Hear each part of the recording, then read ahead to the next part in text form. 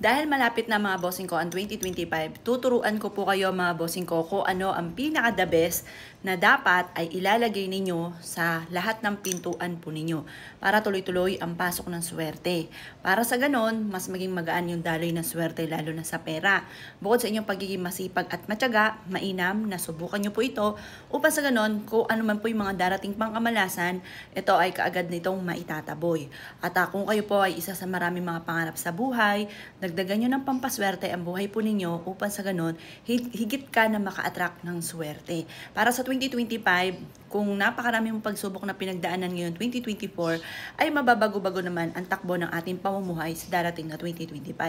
Every year, ginagawa ko po ito mga bossing. At napaka-epektibo naman po nito talaga mga bossing ko.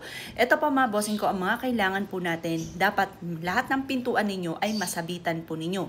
Ang mga kailangan natin mga bossing ko ay syempre pambalot. Kailangan mo na marami-raming pambalot lalo na kung marami kang pintuan mga bossing. Ako po lahat nilalagyan ko mga bossing ko para walang lusot, lahat ay swerte. Wala pong lusot ang malas, puro swerte ang darating mga bossing. Ngayon po mga bossing ko, i-demo ko sa inyo kung paano ang paggawa nito mga bossing. Kailangan muna natin ng isang pambalot na kulay pula. Ang pula, yan po ay nag-a-attract ng swerte. Nagtataboy po yan ng malas. Kaya kung naisip po na maka-attract ng swerte, aba, gawin nyo na po ito mga bossing ko. Kailangan po natin mga bossing ko ng mabibintog na butil ng bigas. Yan, ang gagawin nyo lamang ay ganito.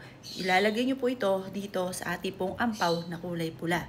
Ngayon, okay din naman na pumili ka na mabibintog, malalaki na butil ng bigas upang sa ganon, masigit ka na maka-attract ng swerte. Kailangan din po natin ng 7 bulak. 1, 2, 3, 4, 5, 6, 6, at 7. Bakit natin kailangan ng bulak? Pagagaanin nito ang daloy ng swerte, lalo-lalo na rin tungkol sa usapin ng kaperahan mga bossing. Ganon din po mga bossing ko, kailangan natin ng 7 piso mga bossing. 7 barya. Ang 7 barya ay nag-a-attract ng swerte lalo na sa pera. Ang bilog nag-a-attract yan ng swerte lalo na sa pera. Ang silver naman mga bossing ko, nagtataboy po yan ng malas. Ngayon, 7 po kasi kailangan ay 7 para gawa ng 7 days. Para 7 days na laging maswerte, 7 days na laging mapera mga bossing. Ilalagay po natin dito. 1, 2, 3, 4, 5, 6, 6, at 7. Yan. Ngayon, iyan ang perpektong sangkap na ating pong kailangan na isabit sa may pintuan po natin. Pero, teka, bago ko makalimutan, dapat ay meron din kayong ganito na 7 butil mga bossing.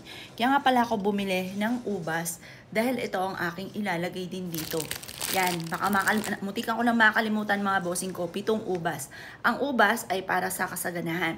Kaya wag na wag ka magpapawala ng ubas sa may pintuan ninyo. 7 rin po kasi 7 days. 1, 2, 3, 4, 5, 6, 7. Yan, munti ko pa makalimutan. 7. Yan, ganyan mga bossing.